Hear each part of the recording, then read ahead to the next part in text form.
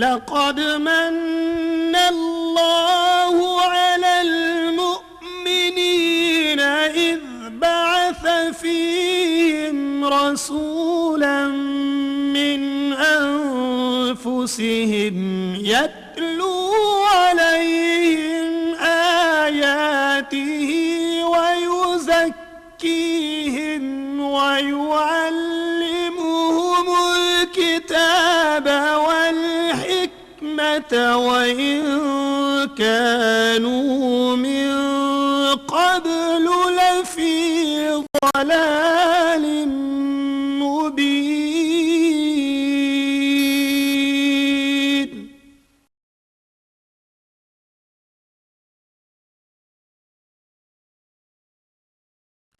نحمده ونصلي ونسلم على سيدنا ومولانا محمد رسوله النبي الأمين المكين الحنين الكريم الرؤوف الرحيم.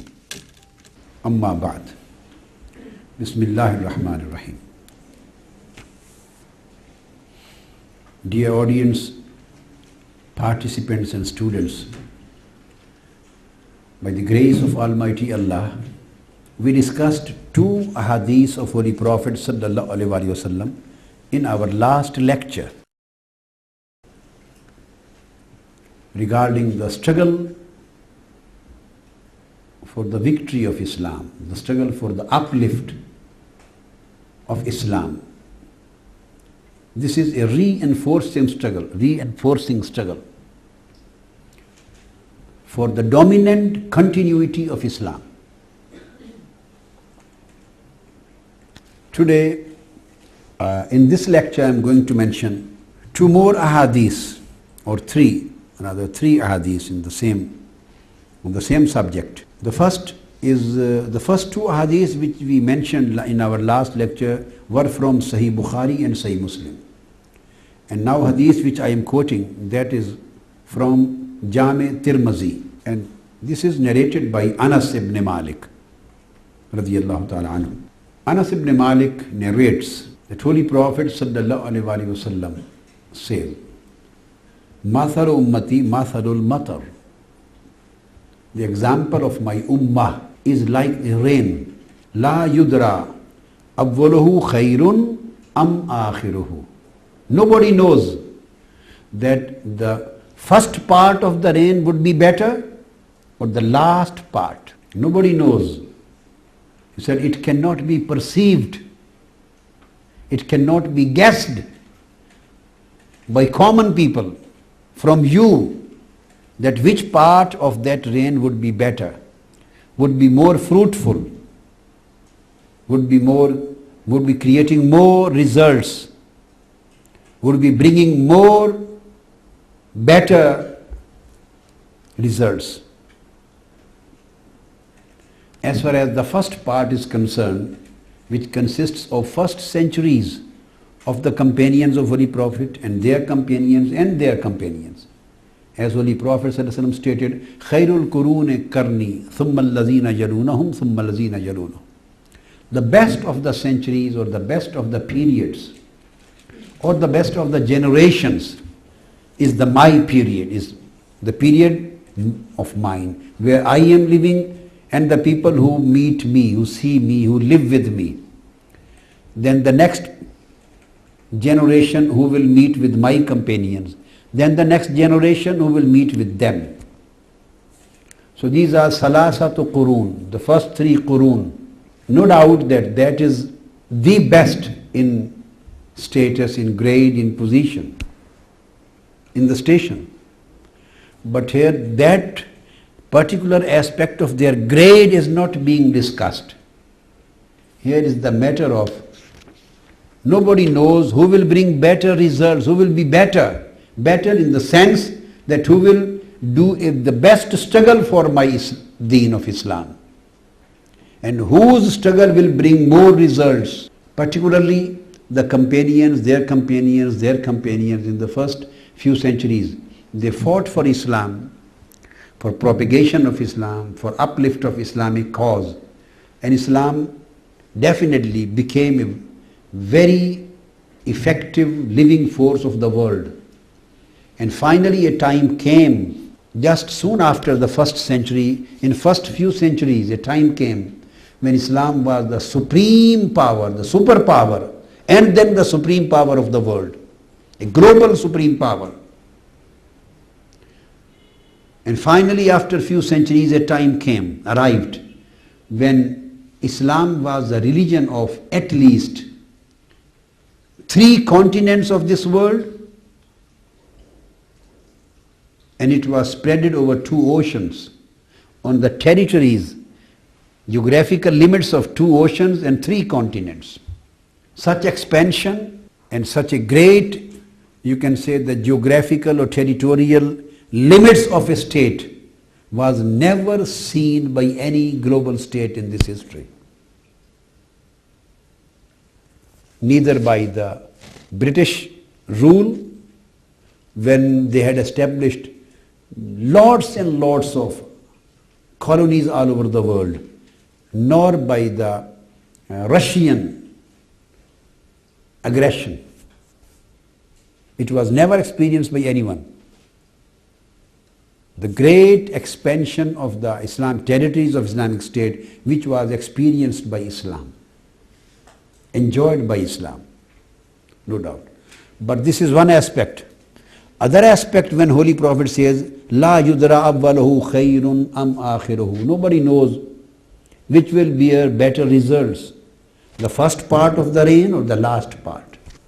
It means when the last part of the reign will come, meaning thereby the centuries in the end of the Islamic history, or in the end of, you can say, this world, when those centuries will come, you know, the conditions would altogether be different.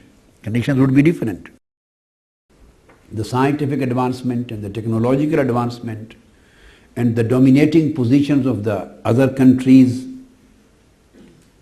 and the Muslims, and there would be the periods of fitna, the periods of disturbance, perturbance, and the periods of transgression, violation, disobedience.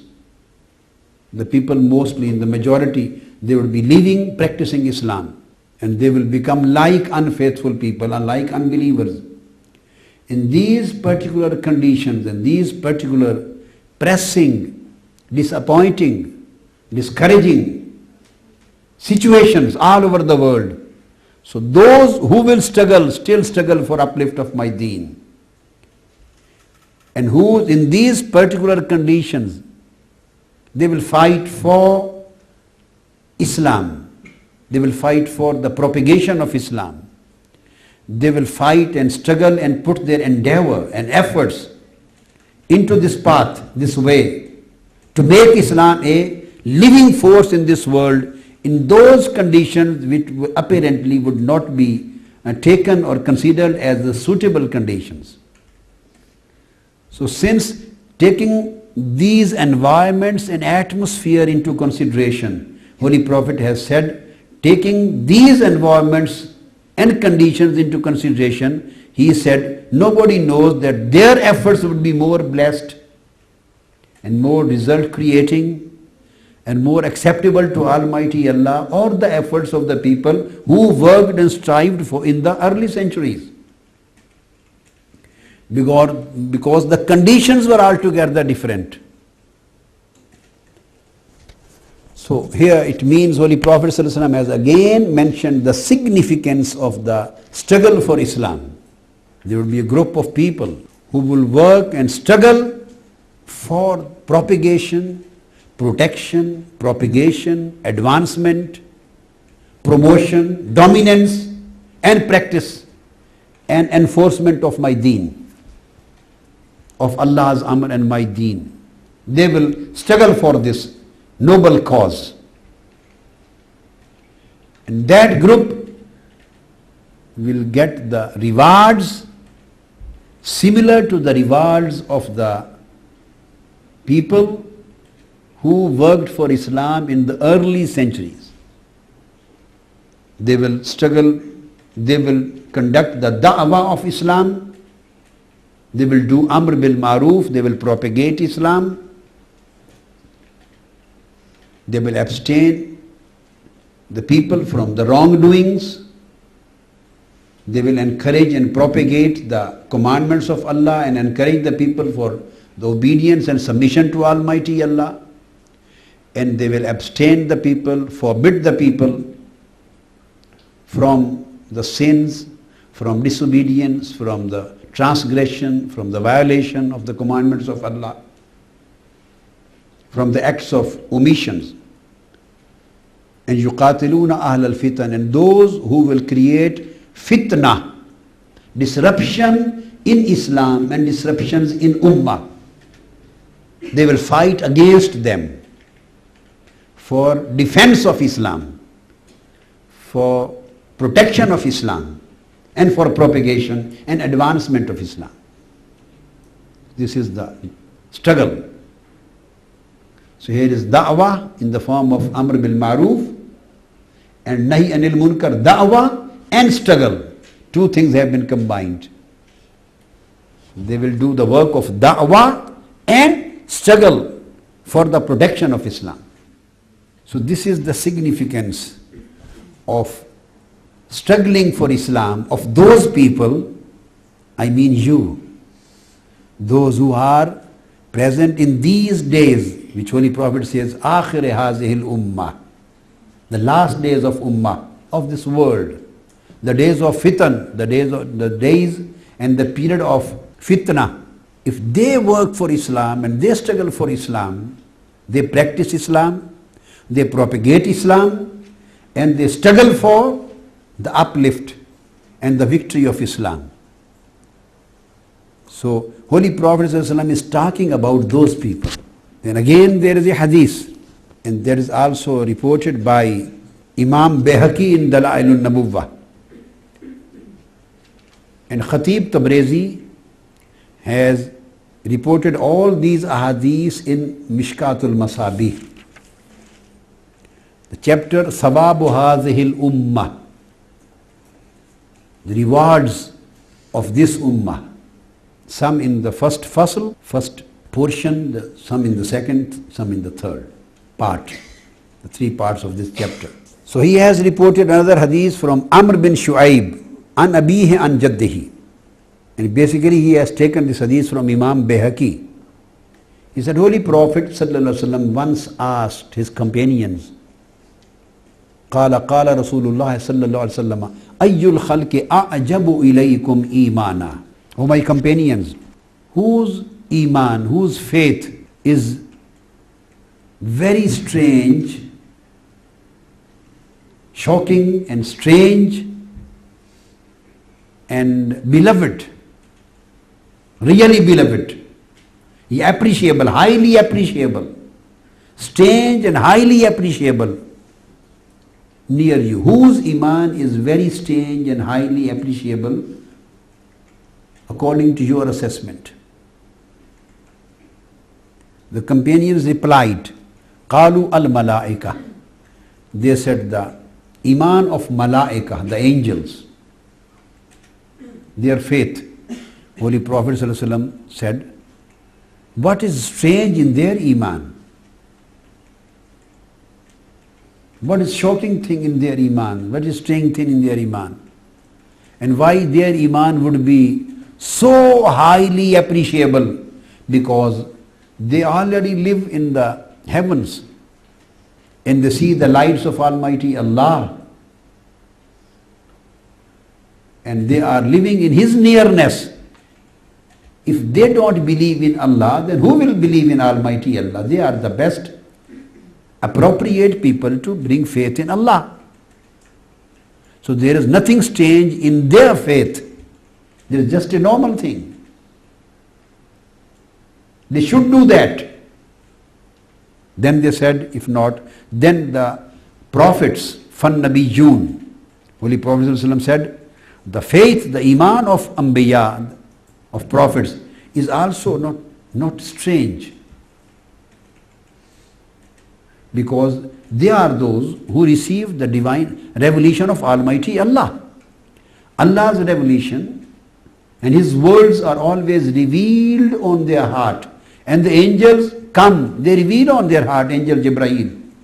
bringing the message of Almighty Allah. If they won't believe, they will not believe in Allah, then who will bring this faith?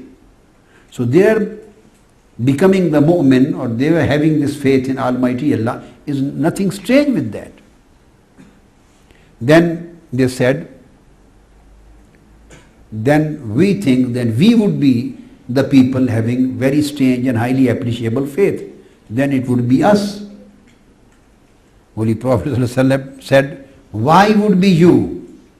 I live among you and you always watch me, see me. You live in my presence, in front of me. I am in front of you. And you always see the angels coming to me, the divine revelation being revealed on me. You see my miracles. And you see my blessed position, miraculous position. So if you won't become faithful and mu'min, then who will become mu'min? So there's nothing strange in your iman. Then they said, if they are those people are neither the angels, nor the prophets, nor us, then we don't know who are they. And Holy Prophet ﷺ said, yes, I'll tell you now. فَقَالَ رَسُولُ اللَّهِ صَلَّى اللَّهُ عَلَيْهِ وَسَلَّمَ, he said, al-malaika qala ma lahum wa ma lahum la yu'minuna hum wa hum inda rabbihim wa qalu fan-nabiyyun qala wa ma lahum la yu'minuna wal wahyu yanzilu alayhim qalu fa nahnu qala wa ma lakum la tu'minuna wa ana bayna azharikum qala fa qala rasulullah sallallahu alaihi wasallam inna a'jaba al-khalqi ilayya imanan laqawmun yakununa min ba'di yajiduna suhufan fiha kitabun yu'minuna biha bima fiha. Then Holy Prophet said, really the faith and iman of those people would be really strange and highly appreciable. Those who will come afterwards. In the last centuries, they had not seen me. They won't find me physically among them, but still they would believe in me. They will find various books and they will get book of Quran among various books. And whatever they will find written in that book, they will believe in it and they will practice it. Their faith and iman would be really very strange and highly appreciable. So and to work and to struggle for people becoming mu'mins, becoming faithful and loyal to Islam, and to work for the people so that they may become practicing Muslims. They may strengthen the faith of Islam in their hearts. They may make Islam a living force in their lives. They may fight and sacrifice their lives, their properties, their wealth, their time, their rest, and their precious lives and their precious belongings. They may sacrifice whatever they have in their life for uplift of Islam. Holy Prophet said, those people would be the best people in iman. So concluding all this discussion and these ahadith, the basic idea, the basic thing which I wanted to explain, that is the significance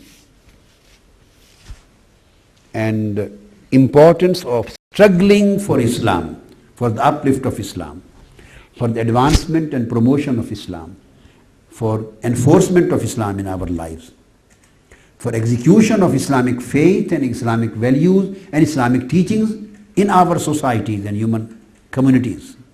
So this would be the practical demonstration of لِيُظْهِرَهُ عَلَى الدِّينِ كُلِّهِ وَلَوْ كَرِهَ الْكَافِرُونَ. So all people in various centuries and various times of the Islamic history or Islamic Muslim Ummah, they have been working on the same lines. They have been trying. They have been putting their efforts as much as possible, their possible efforts and endeavors in this way till today, in the same way. And there are some movements who have been just working academically. There are some people who have been just working just for the sake of da'wah, just propagation. And they can't fulfill the conditions of fighting against the evils of Islam. enemies of Islam, fighting ahlul fitan. They have been conducting ya'muruna bil ma'ruf wa yanhauna 'anil munkar, the work of da'wah. There are people who have been practicing Islam. There have been people who are working for the knowledge, propagation of the knowledge of Islam. There are people who have been working for just propagation of Islamic ideologies. But this movement, Tahrik Minhaj-ul-Quran, is a movement with a comprehensive mission, with a comprehensive and all-embracing objective. Movement of Minhaj-ul-Quran believes in all these objectives in totality, which Holy Prophet ﷺ has mentioned in various ahadith. So this is a movement which puts its efforts, which believes in putting the efforts for establishing the practice of Islam, for establishing Islam as a scientific order, for establishing Islam as a living, scientific, practical order of life, to establish this fact that Islam is the living, practical, workable system of this time, scientifically, in the terms of economic knowledge, knowledge of economy, in the term of knowledge of political science, in the term of social sciences, in the term of constitution, in the terms of law, in the terms of modern theories, modern sciences, modern philosophies, by conducting the comparative study, the modern ideologies, that Islam is not a deen of the old centuries. Islam is the deen of the present time.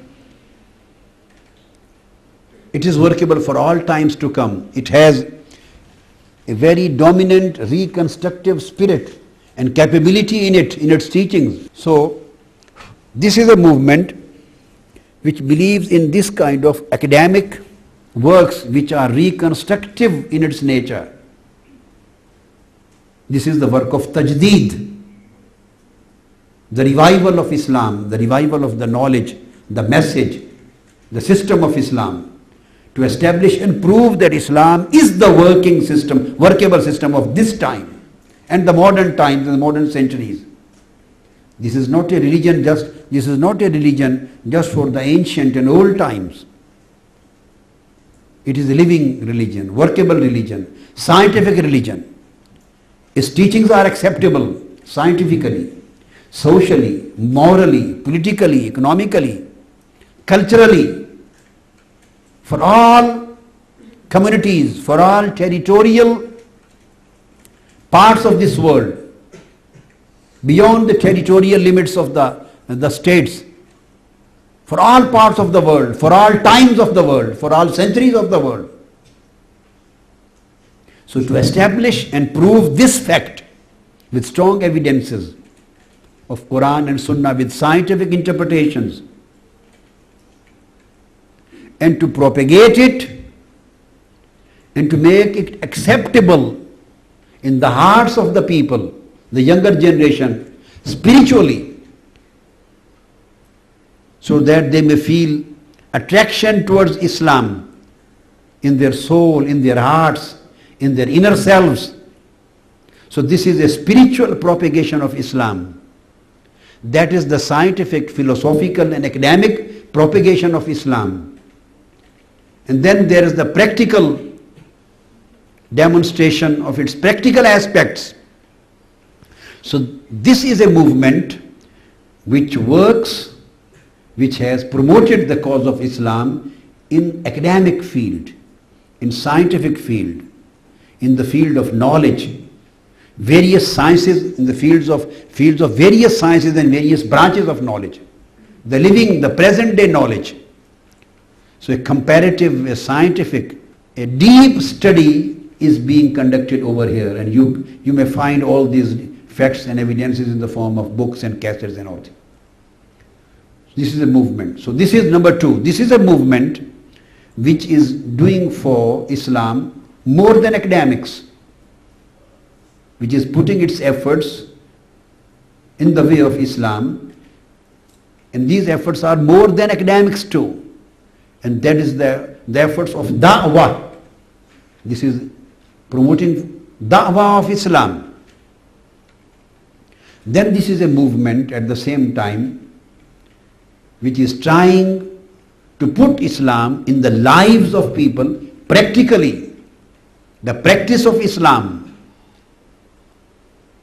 to make the people practicing Muslims, to attach the people with the practice of Islam, to put Islam practically in the lives of individuals, in the lives of the families, in the social lives of the societies, younger generations. So this is a movement which is putting its efforts for establishing the practice of Islam through da'wah work. And then again, this is a movement which is putting its efforts in struggle for the uplift of the cause of Islam, to make it really a living force of this world, to make it a living order, a living system, a living code of life, for its dominance. And this is a movement which is at the same time fighting against the enemies of Islam in a peaceful way. This is very significant. Not in that manner which is known to be the extremistic manner or fanatic manner. This movement does not believe in any fanaticism. This movement does not believe in any kind of terrorism or any manifestation of terrorism. This movement of Minhaj-ul-Quran does not believe in unpeaceful attitudes and behaviors or extreme behaviors or fanatic behaviors. This movement believes in moderation. This movement believes in balanced aptitude in thinking, moderate and balanced aptitude in work, in practice, in ideas, in interpretation, balanced and peaceful, moderate and loving and tolerant aptitude. This is the unique characteristic of this movement in this world. In spite of all intrigues and conspiracies of the enemies of Islam, those who are blaming Islam and the Muslim people as the extremists and fanatics or the terrorists, and in spite of all facts that their agents are trying to curtail the work, to stop us, even then we have never become reactionaries. We are not reacting, and we are not becoming extremists out of the reaction. We always remain patient because Islam is deen of patience. We are progressive people. We are democratic people.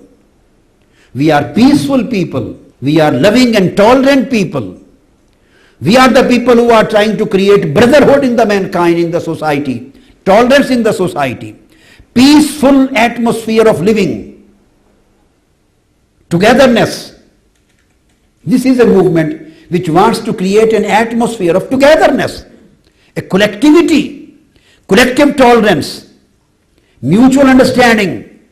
We are always promoting the character and culture of dialogue.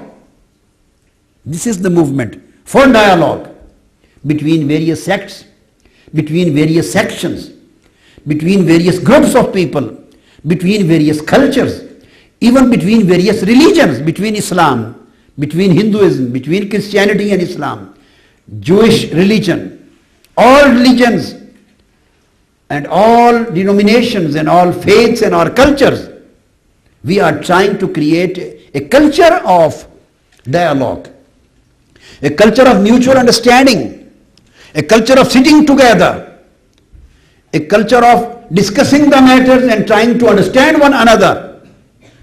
And we are fighting against the culture of swords and guns. And we are fighting against the culture of fatwas and verdicts. And we are fighting against the extremistic propensities, fanatic tendencies, terroristic activities. This is the movement which, keeping all these conditions intact, is working for the uplift of Islam. The global human values of Islam, the global spiritual values of Islam, the global moral and ethical values of Islam. So this is the meanings of da'wah and struggle for its dominance. This is the movement which in fact is propagating the message of peace of Islam, because Islam means peace, the global message of peace. Now, every group of individuals, every organization who works for their own objectives, for Islam, Islamic objectives, they have their own mechanism. They have their own methodology of da'wah. So we have our own. The Minhaj-ul-Quran is based on an ideology, a working ideology. Ideological phenomena, you can say. Ideological methodology. So we have certain objective, certain, you can say, ingredient elements of our methodology. And these are 5 in number. The first is da'wah for ta'alluq billah, to restore the broken relationship of man with Almighty Allah. Restoration of the broken relationship of a man with Allah, with his Lord. Number 1. Number 2, rabt bil risala. First is at-ta'alluq billah. Second is ar-rabt bil risala. Ya ar-rabt bil rasul. Ar-rabt bil rasul. Again, restoration of the, or strengthening, you can say, strengthening of the relationship of the ummah with Holy Prophet sallallahu alaihi wasallam. Re-strengthening, reinforcement of the link and relationship of ummah with Holy Prophet sallallahu alaihi wasallam. The third is ruju ila al-Quran, returning towards Holy Quran, re-establishing the link with Holy Quran. Second was the reinforcement of the relationship of ummah with Holy Prophet. The first, you can say, restoration of the broken link with Almighty Allah, like separate words. So returning towards the Quran, or what did I say, re-establishing the link, your relationship with Holy Quran, reconnecting with Holy Quran, or you can say the strengthening of the connection of ummah with Holy Prophet, and again re-establishment of the link with Holy Quran, returning with to Holy Quran. 4th is propagation of knowledge. Struggle for propagation of knowledge. This is 4. Struggle for propagation, for spreading of knowledge. And this is knowledge in general. The spiritual knowledge, the scientific knowledge, religious knowledge and secular knowledge. Religious knowledge means spiritual knowledge. To make the people, to make the Muslims spiritual personalities. Secular knowledge, scientific knowledge, technological knowledge, knowledge of modern sciences, knowledge of modern technology, to meet with the requirements of the advancement of the modern time. So spreading and expansion of knowledge, struggle for expansion of knowledge. These are 4. And number 5, establishing a system of brotherhood, muakhat, establishing the system of brotherhood. These are the 5 basic objectives, the 5 basic principles of the ideological, your working ideology, your ideology of work, ideology of da'wah, ideology of Minhaj-ul-Quran. It is based on these 5 pillars, 5 basic principles. And struggle for all these 5 principles means the struggle for uplift of Islam. That is the struggle for the dominance of Islam. Then each objective out of these 5, each objective is again consisting of 5 principles. And inshallah, we will start the first one, that is ta'alluq billah, the restoration of broken link with Almighty Allah. We will start next lecture from this, the 5 principles through which you have the five basic principles of mechanism of restoration of this link. The mechanism of the struggle for restoring this broken link with Almighty Allah consists of five things. Consists of five basic rules, five basic acts to be performed, five basic conditions to be fulfilled, five basic prerequisites to be fulfilled in order to restore the broken link with Almighty Allah. So inshallah our next lecture will start from this time. وَمَا عَلَيْنَا إِلَّا الْبَلَاغُ.